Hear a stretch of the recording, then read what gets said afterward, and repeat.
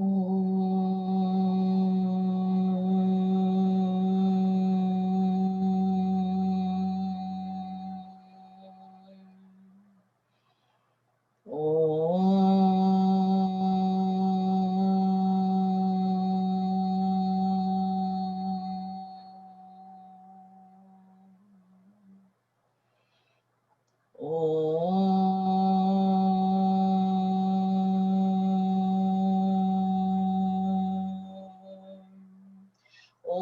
Brahmanandam Paramasukadam Kevalam Jnanamurtim Dvandvatitam Gagana Sadrisham Tattvamatsyaadilaksham Ekam Nityam Vimalamachalam Sarvadhi Sakshibhutam Bhavatitam Trigunarahitam Sadgurum Tam Namami Sada Shiva Samarambham Shankaracharya Madhyamam Asmadacharya Paryantam Vande Guru Paramparam Shruti Smriti Purananam Alayam Karunalayam Namami Bhagavat Pada Shankaram Loka Shankaram Shankaram Shankaracharyam Keshavam Badarayanam Sutra Bhasha Krutau Vande Bhagavantau Punah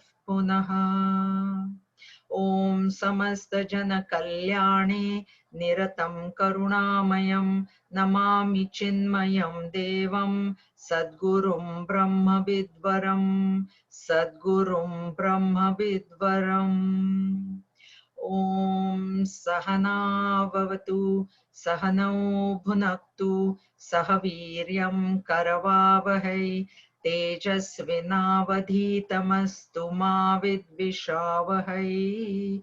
Om Shanti Shanti Shanti. Harihi Om Shri Gurubhyo Namaha. Harihi Om. Sarva Vedanta Siddhanta Gocharam Tamagocharam Govindam Paramanandam Sadgurum Pranatosmyaham. So we are on the portion where Bhagwan is, what should I say, drilling into us that moksha or liberation, which is a realization of one's own self with the pure self, one's own self with the supreme reality, cannot be achieved by anything other than knowledge. So from verse 56 onwards, he has been giving the means which cannot take us to liberation. So he started off with the two schools, yoga and Sankhya, karma, vidya, where vidya meant upasana, I explained to you. So he says none of those are going to take you to liberation. What is going to take you to liberation is to realize that oneness. So it's knowledge. It's only a realization. It is not doing something. You already are that. You have to realize, you have to recognize your true identity, which right now for you, for us, all of us, is a mistaken identity. And so he's giving examples in the next verse. He says that yes, an artist can play any instrument. Veena is used as an example, but any instrument he can play to the best of his ability. He may be a professional, but that doesn't mean it gives him sovereignty over the audience. Means for that time he will have them spellbound, but afterwards, it's not it's not possible just because he knows the Veena very well, that they will be under his sovereignty. And also he went on to say Vag Vaikhari Shabda Jhari. So a stream of words, so arguments, discussions, talking about the supreme reality, lecturing, this also, because all of this is falling under action.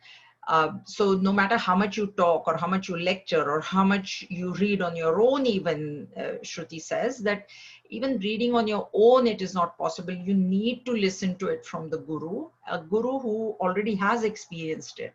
And because that's why Vaidusham Vidusham Tad Bhukte Natu Mukte. You will not get mukti just by talking about it.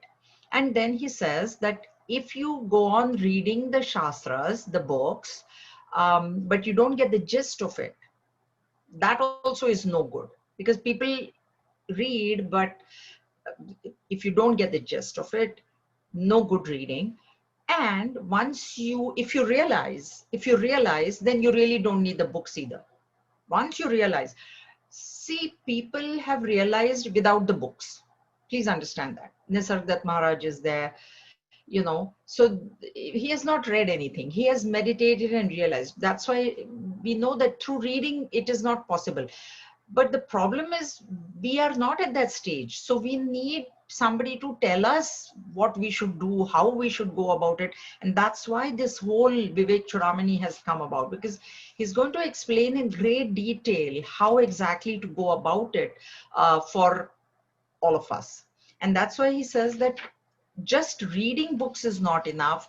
Once you realize, you don't need the book. That also is there. Then Shabda Jalam Maharan, it is words. There are, I mean, there are, Mahabharata itself has got 100,000 verses.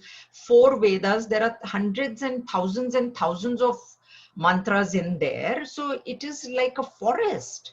And when you enter the forest, unless you have a guide, you will get lost, because there are not clearly marked roads, pathways. So if you enter this forest of words on your own, you are bound to get lost, because this shastra, this realization, the only pramana, the only means of knowledge is shabda praman. And the problem with shabda word is that words have multiple meanings. That is the problem. So what happens is, when you hear a word, if you don't understand it in the correct context, in the correct meaning, you're going to be totally misled. That is what is meant, because when you enter into words yourself, you don't know what it means. You may not know what is meant. And that same word will mean different things in different verses, and there'll be confusion. Like, oh, but just now you said that this means this, and now this is meaning completely opposite. So as you go on further in your studies, you will come to know that there are words like that. In my Bhagavad Gita class, I'm talking about dharma. Just this word dharma has got so many meanings that if you take it in the wrong context, you will lose out on the meaning. And that's the reason you need a teacher. And then he goes on to say that one who is ignorant, stung by the cobra of ignorance, um, what does he need? He needs knowledge, because knowledge is the only antidote to ignorance. It is not, it is not medicine. It is not karma, doing some sort of action. It is not. So action will not take out ignorance. And reading falls under action. Talking falls under action. So that's why he says that what kind of mantra or aushad, medicine, you will need for a person who is ignorant. The only medicine is knowledge, and that knowledge has to come by your own self.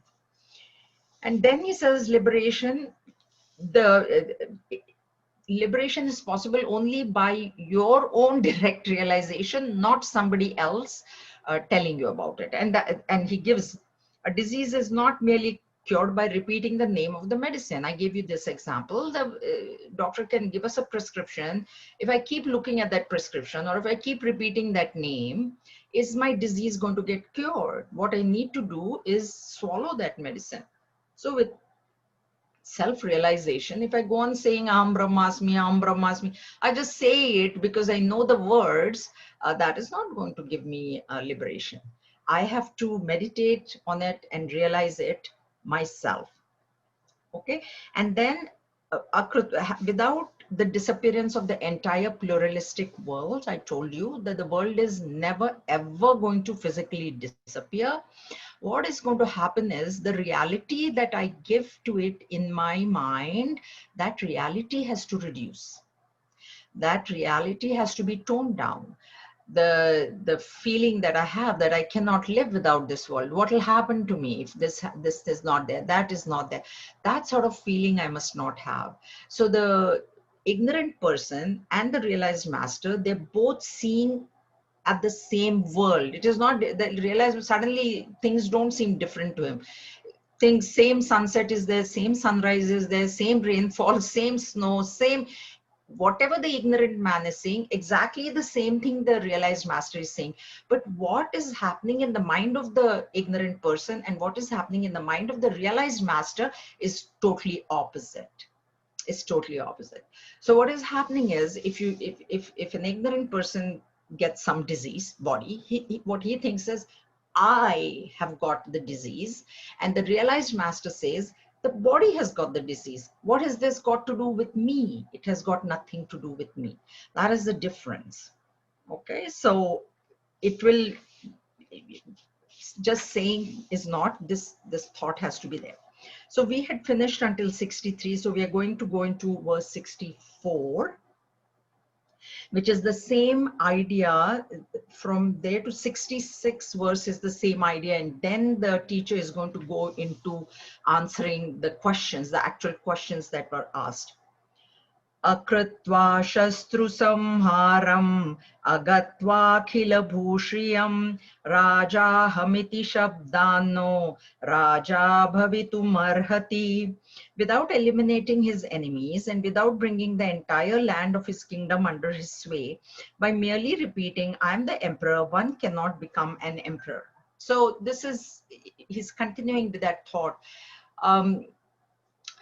That, just because a person says, I'm the king, I'm the king, I'm the king, doesn't make him king. He needs to win over that kingdom. He needs to win over the people, the minds of his own people. And that's what will make him king. Not so by just saying, I am Brahman, because now I've heard it from my teacher, Aham Brahmasmi, Soham, Tattvamasi, Ayam Atma Brahma. I've heard all these sentences, and if I go on repeating them all the time, that doesn't really guarantee me liberation. It doesn't guarantee me anything except that I can speak those words. So what I need to do is, uh, that's what will come. I have to listen, then remove my doubts, then meditate, and only then I can truly say Aham Brahmasmi. Otherwise, it is only words. As long as I don't realize, they are only words. And the whole beauty of it is that the one who really realizes never says anything. He becomes very silent. He never says. A realized master will never say Aham Brahmasmi. He doesn't have to. It is the jiva who is saying Aham Brahmasmi right now, because the jiva is alive, the ego is alive. So once the ego falls, there is no Aham there. There is only Brahman, and Brahman doesn't talk. So a realized master never says it. The ignorant person, that's why in Kenopanishad, the Guru says, if you say that you have understood, he's telling the disciples, that means you have not understood. Those who say who have not understood, okay, then they have not understood, so gone. But there are some students in between. They say, I think I understand, but yet I can't sort of grasp it. I think I know, and yet I don't know. And the Guru says, okay, now you can go further. So that's how it is. Okay, so that's 64. And now 65, we have another, okay.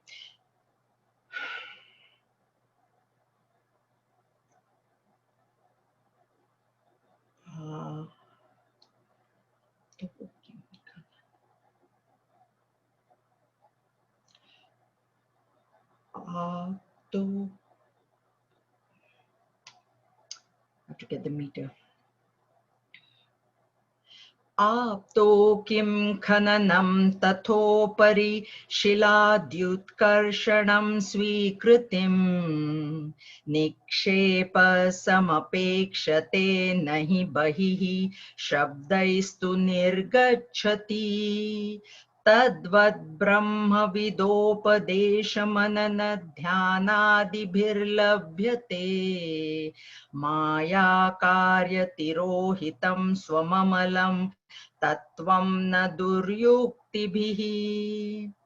A treasure hidden deep below under the earth can be found only when the exact site is known, excavations carried out, and the earth, stones, etc., hiding it are removed. Never can it come out if merely called by name. Similarly, the pure truth of the self, which lies hidden beneath our delusion and its effects, can be attained through the instructions of one who is a knower of Brahman, followed by reflection, meditation, etc. But never can the self emerge and manifest itself as a result of repeating perverted arguments. So now he's again hammering it into us. There is a treasure inside the earth. And how are you going to go get it? Can you just call out to it? Oh, treasure, come out. I want you. I know you're there. You can call a child in hiding like that, but not the treasure hidden. The idea is that Brahman is also hidden to us. And what is meant by hidden is we don't know. That is what, see, if if it is all pervading. First of all, it is all pervading, but not all of us know. So those who don't know, that's why Upanishad says it is far and it is near. So what is meant by it is far is, if people don't know it, then it's far for them, and those who know, it's near for them. So Brahman is actually not even near. We cannot even call that Brahman is near me, because then there is a me and there is Brahman. I am Brahman, but I don't know that. And just by saying I'm Brahmasmi. So just as I would have to go dig the earth and remove all the layers to find that treasure, I have to also remove the layers that are right now as though veiling Brahman. And I use the word as though in Sanskrit is eva. Eva word is extremely important in Vedanta, because everything is as though, because it's not there. It's not there. There is as though this world which is glittering. There is as though this body which is there. It is as though hidden, because actually it is not hidden. Actually, there is no world. Actually, there is no body. And that's why this eva word becomes extremely important. It's as though hidden. And so it is there. It is as though hidden. So the jiva or the ego has to as though meditate. First listen, first shrotriya, listen, then remove all the doubts, and then meditate, just like we would dig up the earth. So what self-effort is required? What is the meaning? This self-effort has to be done by the seeker himself. Nobody else can do it for him. Nobody else can listen to the knowledge. Nobody else can remove his doubts. He himself has to remove his own doubts, and he himself has to meditate. The guru cannot meditate for us. We have to meditate ourselves. This is what he's saying. So this delusion caused by Maya, and what is the delusion? I am the body and I'm not Brahman. That is the delusion. So that delusion has to be removed by my own self effort. That is the whole point that he's making. And in 66, he finally concludes, Tasmat sarva prayatnena bhavabandha vimuktaye svaireva yatna kartavyah rogadaiva panditaihi. Therefore, tasmat word, when it comes at the beginning of the verse, it is a concluding statement of whatever was said before, either in the previous verse or in this case, from 56 onwards, he has been drilling this into our mind. And so now he concludes, therefore, tasmat, sarva prayatnena, an intelligent seeker should, as in the case of illness, etc., strive hard. Sarva prayatnena is strive hard. Prayatna is effort. By all the means at his disposal to be free from the bondage of births and deaths. Bondage is not physical. I have told you that. Nobody has bound us. We think, oh, I'm free to go here, there, and do whatever that I want to do. But what the real bondage is, what we don't realize is that by our actions, by our thoughts, by our desires, by our efforts to fulfill those desires, by thinking that the world is real, by thinking that the body is real, by thinking that all the relationships are real. All this is leading us into more and more vasanas, blueprints, which is giving rise to future births. So if, and that is the bondage. The problem, what the problem is, we don't remember our previous births. See, we don't even have memory of our own birth. Do we? Does anybody know? Mother told us, father told us, you were born on this day. Really, do we have memory? And when we die, do we, nobody says I died. Nobody says. They have fear. Oh my God, what happens if I die? But nobody can say I die. So there is no memory of death. There is no memory of birth. That itself should tell us that there is no birth and death. There is actually nothing. But as though, and I have given it great reality. So I celebrate my birthday and whatever. So that is the bondage. And that's the thing we don't realize, because we don't know. Most people think there was nothing before birth, there will be nothing after death. It's only this strong faith in the shastras, that because the shastras are saying that, we have to believe it. And if we have faith in what the shastras are saying, that is what Shabda Praman, Shabda words, that is what Shruti is saying. That you have been going through many, many births and many, many deaths. And if you want to get out of that cycle, you have to get off on a tangent. We are in a circle. Cycle is going on and on. That is the bondage. It's very hard to understand, but that is what it is. And this is the word of Shruti. It's not that anybody has any, it's Shruti, Vedas say that, and to get out of it, you have to do self-effort. Now he will tell what sort of self-effort. Okay, so now the discussion starts on the 7 questions that were raised by the disciple. यत्स्वयात् कृतप्रश्नो वरीयां शास्त्रविन्मतः सूत्रप्रायो निगूढार्थो ज्ञातव्यश्च मुमुक्षुभिः. The questions which you raised today are excellent, accepted by those well versed in the Shastras, aphoristic, full of hidden meaning, and such that they are fit to be known by all seekers. So the guru is again praising the disciple, because he has asked the most relevant questions. He has asked the correct questions. Going to a spiritual master, I told you, if we ask of anything of the world, we are only asking for a begging bowl. Like the beggar asked the king. King said, ask whatever you want and you shall receive. And he said, I need a bowl to beg. So that is what we're doing, because we are right now in a stage of begging, right? We are begging, oh, please give me happiness, please go, let it be sunshine, let it not snow. All this is begging. We don't realize it. But that is the reality of it. People, some people say Vedanta is very pessimistic. It is not pessimistic, it's realistic. It is realistic. We are a slave. Nah? If I'm unhappy if there is no sunshine, I'm a slave to sunshine. If I'm unhappy if there is no sunshine, right? If I'm unhappy if some person is not there near me, I'm a slave to that person. If I'm, think about it, right? So that's why the question, one of the questions was, what is bondage and how do I get out of it? So this person has realized that there is bondage. Most of us don't even know that we are in bondage. We don't know because we have not experienced the liberation, and therefore the compassionate master, that's why he becomes very compassionate, because now he has experienced the freedom. It's like a person sleeping and he's dreaming, and in the dream he's saying, oh my God, save me, this tiger is going to eat me, he's screaming in his dream, in his sleep. And there is a person who is awake, standing in the same bedroom, and what is that a person who is awake going to feel? He's like, there is no tiger. Please wake up. Nobody is eating you. You're not in any danger. Please wake up. And that person is shouting and crying. Now, what will this person who is awake feel? Only compassion now.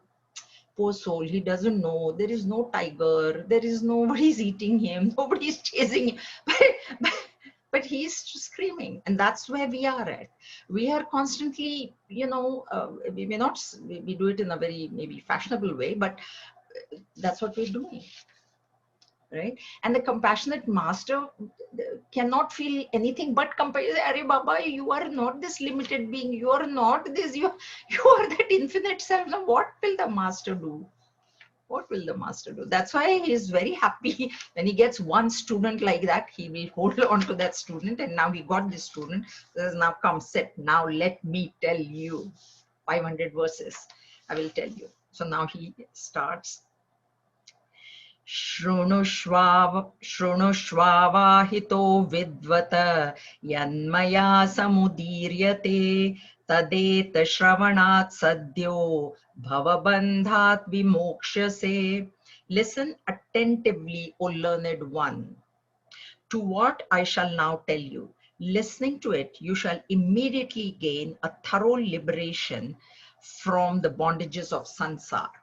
Now, first of all, he has used the word, "O learned one." I told you, this student is learned. Learned in what? He has learned that there is no happiness in the world. He has learned that he's in bondage. He has learned that there is a way out of bondage. Sometimes you might think you're in bondage and you don't know. There's a story by Bhagwan Raman Maharshi. He said there was a man standing in a room, and he was looking up and he was looking sideways, saying, "Oh God, please save me, save me, save me. I'm caught in this room. I'm caught in this room." And a person comes from behind and says, "Look back. You are not caught.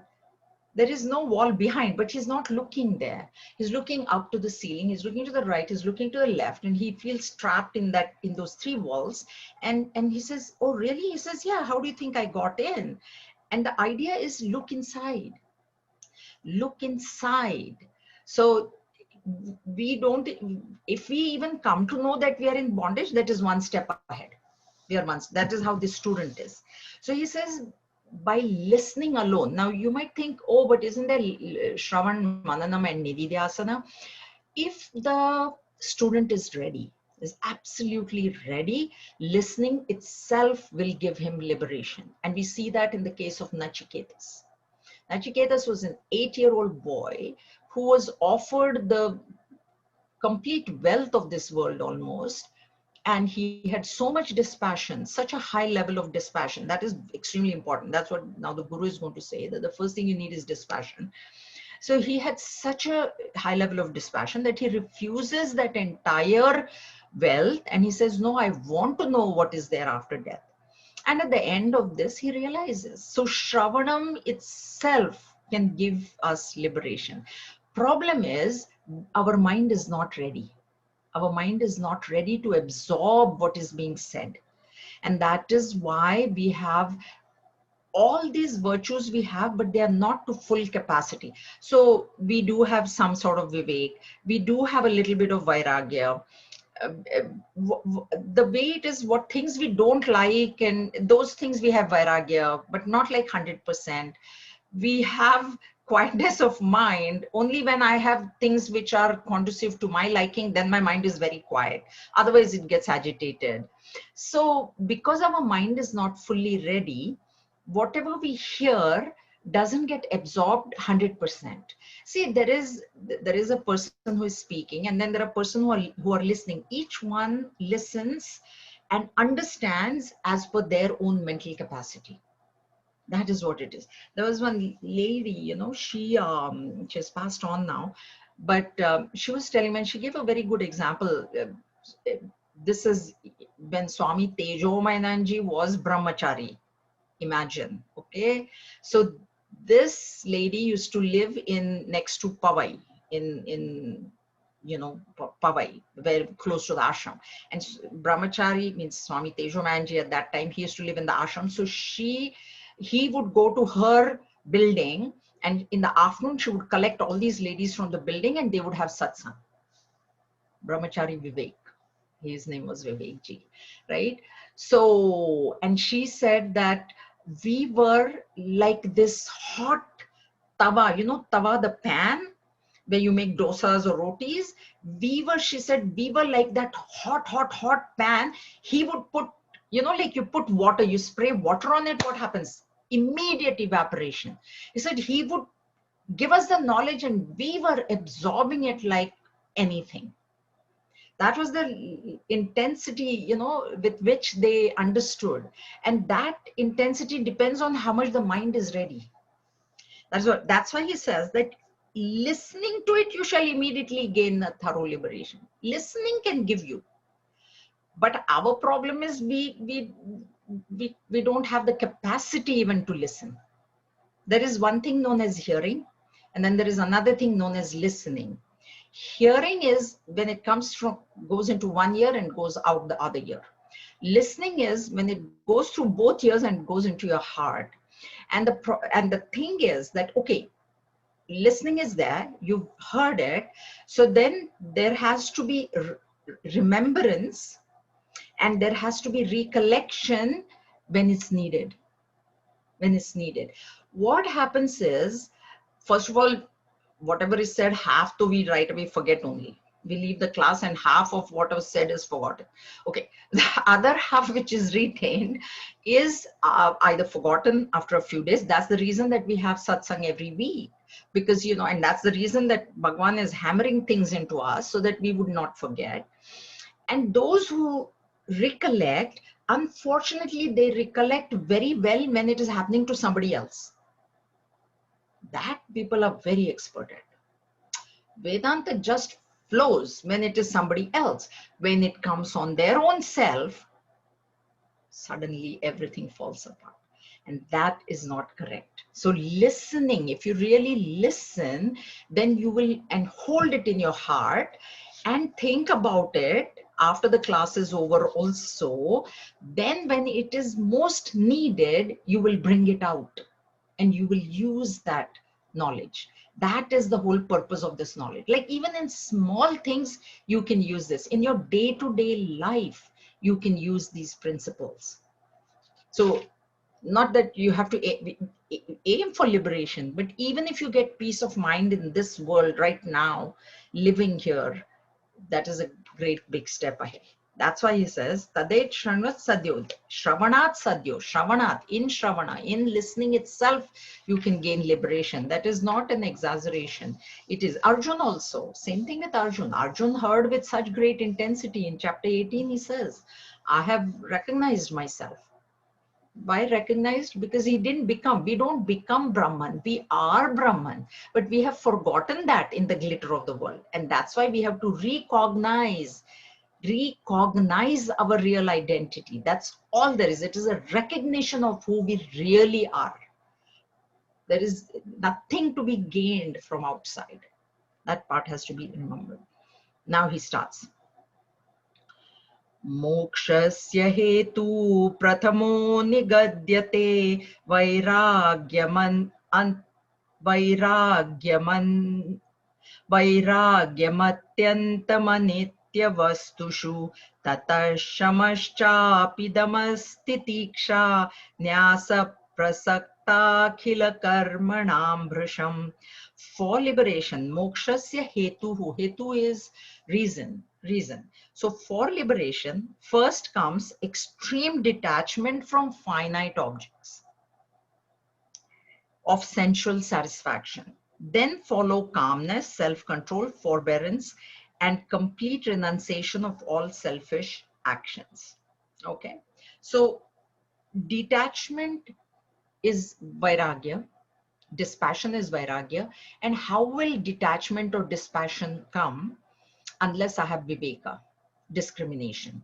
I gave you the example. If there is, I go to somebody's house and my favorite dish is made, but if somebody in that child in that family comes and tells me that, a lizard has fallen in that kheer, there is no way that I'm going to touch it, even though it may be my most favorite dish.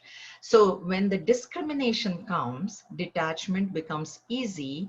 However, it is extremely difficult to get discrimination. He will explain these terms in detail, so I'm not going to go into it. I've explained already. The highest definition of Viveka is nitya vastushu. Vairagyam. So complete dispassion has to arise. Um, Ramakrishna Paramahansa, Ramakrishna ji gave an example. Both examples, I kind of liked them. See, the example that Ramakrishna gave us in the Yajna, he said, he gave the example of the tamarind, if you remember. The tamarind, when it ripens, it automatically loosens from the shell. You know, tamarind in the shell, and that example he gave. And what it is when the desires dry up, then it becomes, you know, it separates from the shell. We detach from the world.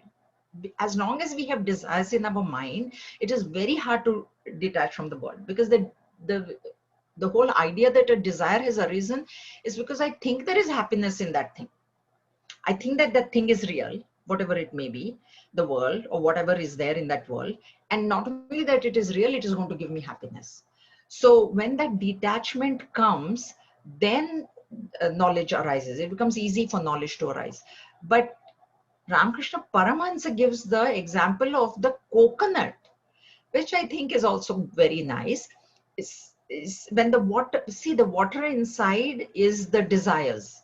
Every coconut, I mean, all South Indians would know, in the coconut inside there is water. That water, when it dries up, then what happens is the flesh inside starts separating from the shell. It becomes a dry coconut. Dry coconut. So the water inside is the desires. So when those desires dry up, when that water dries up, then what happens is we start detaching from the shell. And what is the shell? Shell is our body. Why? Because all desires are for the body. Any desire you can take, it is because I think I am the body, there is desire. If I don't think I am the body, there cannot be desire. So that is what Vairagya is that your desires dry up. It's not like you hate something, but you rise above both likes and dislikes. That is what Vairagya is. A very extremely important point. This is dispassion. So having dispassion for the world, and then what happens is that the mind withdraws. It's easy for that mind to withdraw and then understand uh, the knowledge. Tata shamaschapi damas titiksha. So shama, dama, titiksha, you know, uparamati, all these are, we have talked about this, and these again will come. So this is what is required. Nyasa and complete renunciation of false. Nyasa prasakta akhila karmanam, akhila all karmanam, all karmas. Now we have talked about this also. What is meant by giving up karma is not the physical karma. Physical karma can never be given up. Okay, but the idea of doership that I have, that I am doing this karma, I am doing this action, and I am going to enjoy it, enjoy the results, that doership has to be given up. That has to be renounced, the doership. That way karma becomes karma yoga, and that is what will help in gaining this, understanding this knowledge. Okay. Now he gives sadhana. There are two types of sadhanas that are there. There is, one is antaranga and one is bahiranga. So there is bahiranga, this verse, vairagyam, that is also sadhana to develop these qualities. Okay, shama, dama, etc. And those are bahiranga. So we have to develop dispassion for the outside world, and we have to control the senses, control the mind. All this is there. And now the antaranga sadhana. Tata shrutistat mananam satatva dhyanam chiram nitya nirantaram munehe tato vikalpam parametya vidvan ihaiva nirvana sukham samrachati. Thereafter, tataha, thereafter means first you do all that, vivek, vairagya, the shat sampati, that you do, and then comes hearing, then reflection on what has been heard, and lastly long, constant and continuous meditation on the truth for the muni. Ultimately, that learned one attains the supreme nirvikalpa state and realizes the bliss of nirvana in this very life. So this is the promise that liberation can be gained here and now. And Bhagavan Shankaracharya was a great advocate of liberation here and now, Jivan Mukti, as opposed to Videha Mukti or Krama Mukti. There is Krama Mukti also, where you rise in the higher and higher worlds and end up in Brahmalok, and then you get Mukti from there. But liberation is possible here and now, and don't waste your chance. That's why already he started with human birth is very rare, etc. So he says, then you have to listen. After you develop those qualities, then listening will become very sharp. Because what happens is we are in class, but because of our preoccupations of the mind wanders. It goes into other things because of our desires, because of the reality that we have given. See, there is a story of Raja Janak. Raja Janak is one of the householders, Kshatriyas, to be realized. And he was a king. That's why they give us examples of these householders who have realized. Why? Because we should not think that only when I take sannyas, if I take sannyas, then only sannyasis. No, no, no. It's not like that. Householders also can uh, get liberated if they develop renunciation, which is a quality of the mind. It is not anything external renunciation, it's a quality of the mind. So it is said that Raja Janak used to go for satsang every evening, and one evening he was late.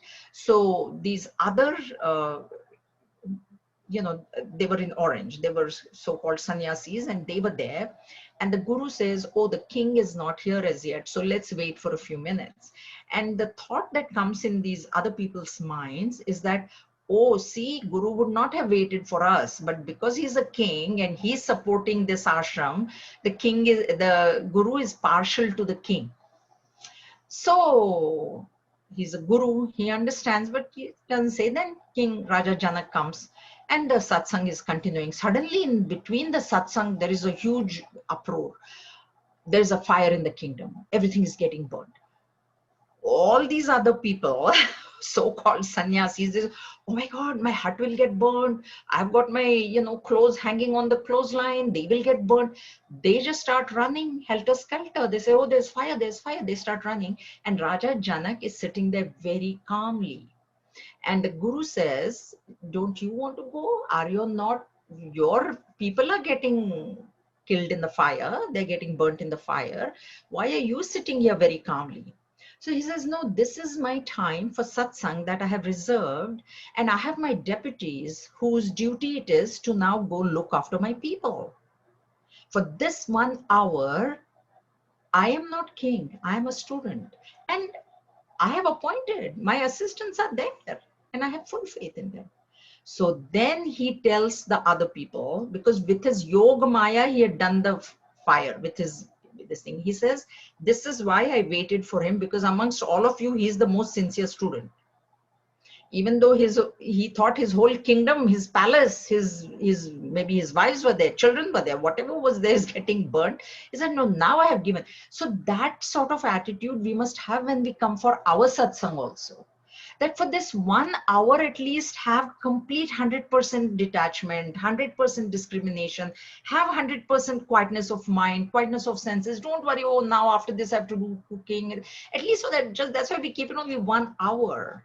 So for this 1 hour, detach yourself from everything else. Give up all your other identities and only hold on to the identity of a student. Like I'm not this, now this, work, everything you drop for 1 hour. That's why it's once a week class. It's not even an everyday class. So for this 1 hour, that is what is expected. So at least for this, then you have full 100% listening. Okay. So he says, then you listen, and then whatever doubts you have, you do mananam, and that is Gurudev. That's why he said after every text you should do discussion. So if you have any doubts, you can discuss amongst your fellow students, or of course the teacher is always there, or the study group leader, whatever that we call. Dhyanam chiram, long, for a long. A chiram is not long. Chiram is for a long time. So long time could mean many births. Okay, so the very fact that right now in this birth we have come in contact with this knowledge indicates to us that previously we have done something. So we are continuing the thread of that knowledge of that in this birth. So we are, we have done something previously. It's not suddenly that we came. Nitya Nirantaram Muni. Muni is Mananshil. Mananshil iti Muni. Muni is one who does a lot of thinking. That is what Muni is. Okay. Vikalpam Parametya Vidman. So all these vikalpas means these contrary thoughts, when they are removed, means doubts. Contrary thought is a doubt, na?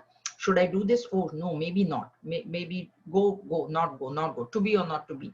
So that's a doubt. So that is vikalpa. That is a contrary thought. There is sankalpa and there's vikalpa. Sankalpa is a positive thought. Vikalpa is a negative thought. So sankalpa comes and then vikalpa comes, and then the intellect will decide where to go. So vikalpa is the doubt. So it's like, oh, Guru said I'm not the body, but I feel I'm the body. So that is a vikalpa. So that is all removed. And then ihaiva, here itself, nirvana sukham samrachit. Nirvana word was used by Buddha, as you all know, he attained nirvana. So this nirvana word has two connotations. You can take this vana to mean bana. Bana means arrow, and nir is without. Okay, so the arrows of ignorance are not there. Nirvana, without any arrows of ignorance, because these arrows of ignorance are many. Why there are many? Knowledge is only one. Ignorance is many. Why? I'm the body is ignorance. I have children is ignorance. I am an employee is ignorance. I am employer is ignorance. World is real is ignorance. Also, there are many arrows of ignorance. Knowledge is only one. I am Brahman. Aham Brahmasmi. That's it. There is no different knowledges.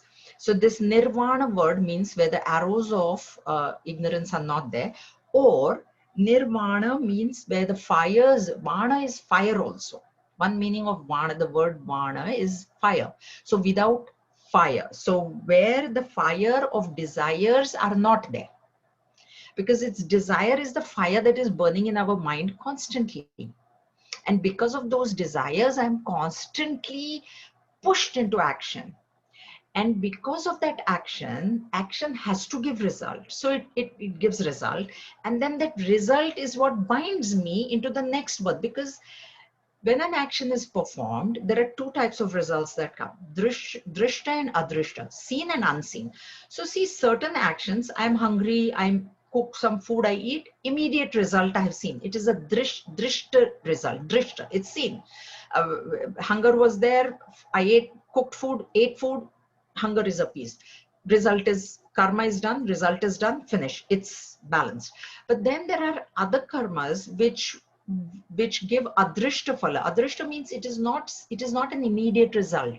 I don't see the result immediately. So this adrishta, unseen result, is in two types. There is papa and punya. So there is either merit or demerit, sin or merit. The merit will fructify to give sukha, and the demerit will fructify to give dukkha. And that is how joy and sorrow come. So what happens is, this joy comes to me, sorrow comes to me, is because of something that I have done in the past. If I have done a good action, punya, karma, joy has come. If I've done a papa karma, then sorrow has come. And the one way to neutralize both these is not to get too excited in joy, not to get too excited. And in sorrow, the positive thinking in sorrow should be, and one thing I'll tell you, the negative thinking in joy. Negative thinking is, holy smokes, I got this joy. That means so much of my punya karma is exhausted. So it's a bad thing. And I got the sorrow, thank God, some papa is gone now. That is how you get above. You rise above. Neither should joy affect you, nor should sorrow affect you. If you're a karma yogi, you know right away. It's my own karma, no blame games. You did this, that's why I got it. You did this, that's why, nothing. No blame. There is no need to give credit also to anybody. I got the joy because I have done something in the past, good action. And I have got sorrow because I only have done something in the past. That is what the bondage is. That is how this bondage comes. So this nirvana, where the desires are only now dried up. So if there is no desire, there cannot be an action. If there is no action, there cannot be a result. And the result is coming because the action itself is inert, but the doership, the ego, is the locus. So if that ego is neutralized, if that ego is removed, if that I do and I enjoy, if that I is removed from the equation, there is no karma that will bind you. And that is what Bhagavan says. Name karmani limpanti. There is no karma that taints me. Arjun, there is no karma. Why? Because I have no doership. I have no doership. That's why. So that's why he says nirvana sukham samruchati. He will get it. In this life, it is possible. It is possible. This is what the Guru is telling him, that in this life itself, it is possible to get this nirvana sukham. So it's moksha. Nirvana is moksha. Are there any questions? Or can I go ahead? Everybody's okay? Jayaji, I have Yeah. question. Yeah. Go ahead. Jayaji, in this verse we discussed like, so in this verse we discussed like for us to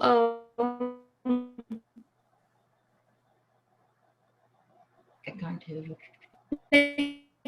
Listening may manana can go over several your words. audio is not Can coming listening through. also?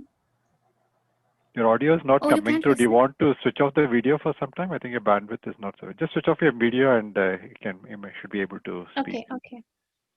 Okay. 1 sec. Ask. Is it? Am I It's audible now? slightly better. Just go ahead. Okay. No. So it's like if listening maybe for can be for several births, like manana can be for several births. Can listening also be over several births and then manana? Yes, definitely. Okay. Yeah, because the mind has to be prepared. So maybe we started listening at whatever point in birth, and we are still listening. So it can be, but what the master is saying is, in this, see, it is how much work you're willing to put in, na? Yeah. If you put in great hard work, if you put in, like in one of my other classes, one of the members said, we don't want it enough. This liberation, we don't want it enough. What happens is, we want the world, we want liberation because we've heard, but we can't let go of the world either. So if you become dispassionate enough and let go, and if the mind, this thing, then it is possible in this birth to happen, but normally it will take many births. Buddha, it took 500 births. Okay, thank you, Jaji. Yeah. Anybody else? Yes. I have a question. How would I know that I really want to attain the liberation? Do you want happiness? No, it doesn't matter to me. I don't really. You don't want happiness? I don't think I want happiness. Nor do I need. I'm not looking for sadness. So you're not looking for anything. Yes. Are you looking for peace of mind at least, or you're not looking for anything? No, I'm looking for nothing. I mean, the way I see myself nowadays, I'm not looking for anything. Right, which is good. So that's fine. If you're not looking for anything, that means that you have everything that you need, right? If you're not looking for anything, you have everything that you need. Do you get disturbed in situation? Suppose if a sorrowful situation were to happen, would you get disturbed? Would you get disturbed if you would fall sick? Would you get disturbed? I used to, but over time, yeah. That's kind of disappeared. Okay. But however, having said that, there's one thing, I'm kind of looking for this kind of satsang where I get to hear more, and that leads me to, for want of better words, it makes me more peaceful. In other words, I can't describe more beyond Yeah. that one. No, just stay with it, which is good. It's a good thing if you don't want anything anymore in life, if you're at peace. It's a good thing. Stay with it. But I think you still need to engage with the world. You are in this world, you do need to engage with it. I think the thing is, can you engage with it with dispassion? You still have your responsibilities to do. I don't think you can shirk them. No. See, you're talking for young people. This is not, he is retired, because I can totally understand this thing. See, at our age, at least I can reduce my engagement with the world a lot. Mhm. Once I'm retired, right? That means I've got nothing to do with the job thing. Right. Right? My kids are independent. I truly don't have to be messing around in their life. I can disengage. When you have little children, it's very different. This is not what he's saying is he's saying at his age. At True. his age, but you're not at his age. So that doesn't apply to you. It doesn't apply to anyone who has children in school. And that's why we are doing Bhagavad Gita, right? Mhm. Rules of engagement are there. That has to be followed for young people. In fact, if I'd interfere in any one of the children's life, they said, "What are you doing?" What are you doing? Mom, yours is 40 years. My son told me, he said, Mom, your information is 40 years old. So do not tell me anything about that grandchild of mine. I decided that my engagement is only to enjoy my grandchild. You guys do anything you want. Even cloth diapers, they're like, no, it should be Pampers or what. I said, okay, don't even tell me. That's it. So I have a choice. I can disengage. If I have enough dispassion, I will disengage. What happens is, parents grow old, but they are not dispassionate. So it becomes very difficult to disengage. That's true. That's so true. Absolutely true. But with this knowledge, there is disengagement is easy. Therefore, there is peace. Now I'm total peace. That's it. I don't have to worry. I kind of agree with where where I heard a little while ago, where the responsibility of when you're involved, you're forced into the circumstances. It's true. When my mother is there, and then no one else that I feel I'm responsible to take care. That is bondage. That is bondage. No, I don't feel, oh, okay. You have to have faith that God is looking after all of us. Very true. Very true. I am an instrument. Yeah. I am here. God is looking after all of us. I'm an instrument. I should only do my duty. Very true. Because the duties to your parents never ends. Remember, this is one very important thing that we should remember. Duty to our parent never ends, but duty to the children ends. That is where the problem is. We don't think only that duty to my children, because the child, the minute you have grandchild, then it is my duty for my grandchild. No, it is not. It is not. That's what people don't understand. And then they justify, I see Krishna in my grandchild. I see Krishna in that. No, there is absolutely no responsibility of a grandparent, unless, of course, if the children say, can you babysit, that is different. It's not like my responsibility to make sure which school he goes to and what. No, it's not you do, Baba, whatever. If I can help with something, I will. Otherwise, there is no. But there are grandparents who take it upon themselves. Tripti is laughing. Tripti knows. Tripti knows. In spite of day one, I had told her. Now she knows. No, I agree with you. Our whole responsibility ends. We just enjoy the grandkids. But I have a question. I was thinking, as you said, that as we grow older, can you hear me? Yeah, I can. As we grow older, it's more easier for us to disengage, as you said, from the world itself, because we are old. We don't need to do so many things. But how is it with at a younger age? How do you manage to do the duties without disengagement? That is Bhagavad Gita lecture. Ah, That's why we are doing chapter 1. yeah. Okay. Yeah. Yeah. But also one thing I will tell you, that you also have I know you have a big background with Chinmaya Mission, Yeah. and those who have that background is easier for them. There are Yeah. many people who cannot disengage. I can tell you that. They still want to enjoy. That just blows me away. You know, you can't even stand straight and you want to enjoy life. You want to go for movies and you want to have parties and you want to get invited.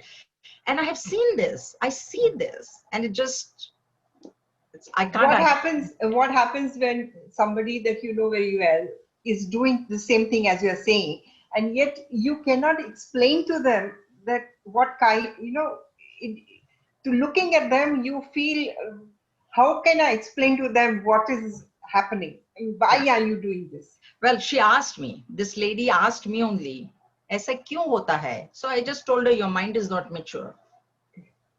It is not. She didn't like the answer, but I'm sorry. I mean, that's the truth. That is the whole truth. Yeah. That the mind is not matured enough to let go. Yeah. Let go. Let go. We have to learn It's to the let ego go. that holds on. Ego Okay. holds on. Yeah. Okay, we better close. It's 7:30. We shall see you next Friday, One thing, Right. one and we'll question, continue. Okay? one small question. Yeah. Yes. Uh, does this attachment and detachment depend on your physical age or where you are? What was the first part of the question? Like your attachment or detachment you were talking, Uh-huh. that does it depend on how, what's your physical age, are you old or young, Not or physically. Mental. mental? That's what I mean. Whether you're retired or not retired doesn't matter. No. That's why we see Bhagwan Shankaracharya at age 8, Raman Maharshi Yeah. 16. The age physical age doesn't matter. Mental age does matter though. Okay. Thanks. All Thank right. Okay.